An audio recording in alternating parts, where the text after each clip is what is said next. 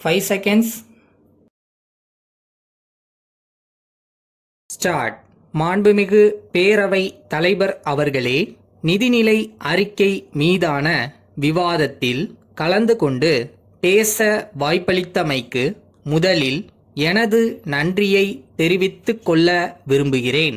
இந்த வரவு செலவு திட்டத்தை மாண்புமிகு நிதியமைச்சர் அவர்கள் புதிய வரிகள் இல்லாத வரவு செலவு திட்டமாக தயாரித்துள்ளார்கள். அதற்காக அவர்களை இந்த மாமன்றத்திலே பாராட்ட கடமைப்பட்டிருக்கிறேன்.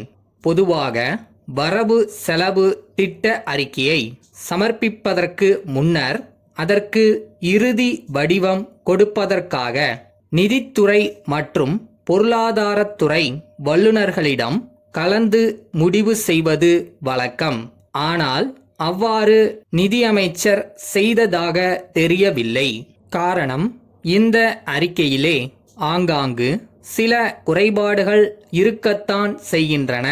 குறிப்பாக சொல்ல வேண்டுமானால், நடுத்தர மற்றும் ஏழை மக்கள் பயன்படுத்தும் கோரை பாய்களுக்கும் பருப்பு வகைகளுக்கும் வரி விகிதம் உயர்த்தப்பட்டிருக்கிறது. அதே வேளையில் மின் சாதன பொருட்களின் மீதான வரி விகிதம் குறைக்கப்பட்டு சமன் செய்யப்பட்டிருக்கிறது. உழவுக்கும் தொழிலுக்கும் வந்தனம் செய்வோம் என்ற பாரதியின் வரிகளுக்கு ஏற்ப விவசாய இடு பொருள்களுக்கும் நெசவு தொழில்களுக்கு பயன்படும் சிட்டா நூல் மற்றும் உபகரணங்களுக்கும் வரி விலக்கு அளிக்கப்பட்டுள்ளதை வரவேற்கிறேன். ஒரு நல்ல நிதிநிலை அறிக்கை என்பது அனைவராலும் வரவேற்கக்கூடியதாக இருக்க வேண்டும். அந்த வகையில் இந்த நிதிநிலை அறிக்கை இருப்பதாகவே நான் கருதுகிறேன். மேலும் சில விவரங்களை இந்த அவையிலே நான் சுட்டிக்காட்ட ஆசைப்படுகிறேன். அரிசியும் பருப்பும் நெய்யும் கலந்து அறுசுவை உணவு வேண்டுமென்று ஏழைகள் கேட்கவில்லை. கஞ்சியோ கூழோ கிடைத்தால் போதுமென்று காலத்தை கடத்தும் நிலையில் அவர்கள் இருக்கிறார்கள். விலைவாசிகள் விஷம் போல் ஏறிக்கொண்டே இருக்கின்றன. அன்றாட கூலி வேலை செய்து கிடைக்கும் சொற்ப பணத்தில் அவர்கள் குடும்பம் வாழ வேண்டிய நிலையில் இருக்கிறது என்பதை இந்த நேரத்திலே நான் தெரிவித்துக் கொள்ள விரும்புகிறேன். பெரும்பாலான கூலி தொழிலாளர்கள் தங்கள் வருமானத்தில் பாதிக்கு மேல் மதுபானம் அருந்துவதற்கு செலவழித்து விடுகிறார்கள். மீதியுள்ள பணத்தில் அவர்கள் குடும்பம் நடத்த வேண்டிய நிலையும் இருக்கிறது. இதனாலேயே மதுக்கடைகள் வேண்டாம் என்று பெண்கள் போராடி வருகிறார்கள். இந்த குடும்பத்தில் உள்ள குழந்தைகள் பள்ளிக்கு செல்ல முடிவதில்லை. அவர்களுக்கு தேவையானவற்றை வாங்கி கொள்ள முடியவில்லை. குடும்ப வருமானம் போதாமல் பள்ளி படிப்பை பாதியிலேயே நிறுத்திவிட்டு சின்ன சின்ன வேலைகளுக்கு செல்ல வேண்டிய கட்டாயம் ஏற்படுகிறது என்பதை நான் இந்த மன்றத்திலே கூறிக்கொள்ள விரும்புகிறேன். அரசாங்கம் தங்களுக்கு இலவசங்கள் வழங்குவதை மக்கள் விரும்பவில்லை. மாற்றாக போதிய கல்வி வசதியும் மருத்துவ வசதியும் ஏற்படுத்தி தந்தாலே போதும் என்றே கருதுகிறார்கள். கிராமப்புறங்களிலே சிறந்த சித்த வைத்தியம் ஒரு காலத்திலே செய்யப்பட்டு வந்தது. அனுபவம் பெற்றவர்களும் பல சித்த வைத்தியர்களும் மறைந்ததனால் இன்றைக்கு சித்த வைத்தியத்தை செய்வதற்கு போதுமான வசதி இல்லை.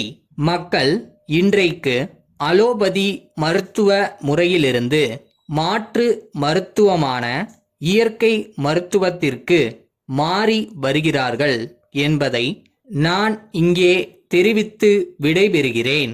திருவாரூர் வடக்கு வீதியில் உள்ள ரஞ்சனி நிறுவனத்தார் திருத்தணியில் உள்ள திருவாளர்கள் குமரன் நிறுவனத்திற்கு எழுதிய 5/5/2016 நாளிட்ட கடிதம்.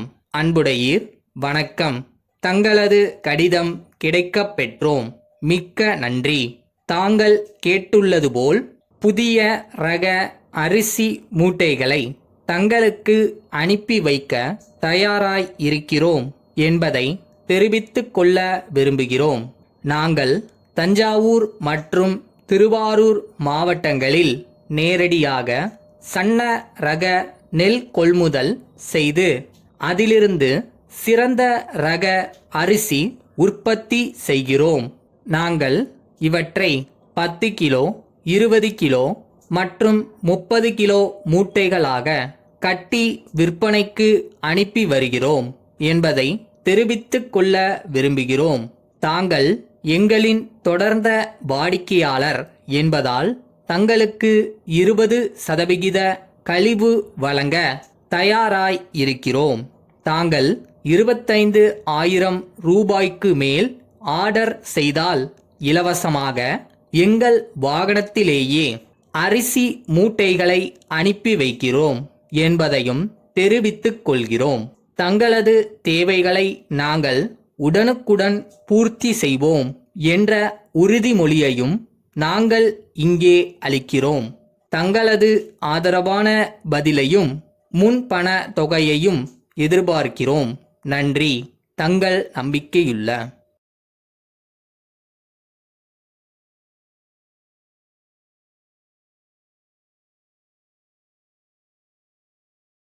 கஷ்டமாக தான் இருக்கு.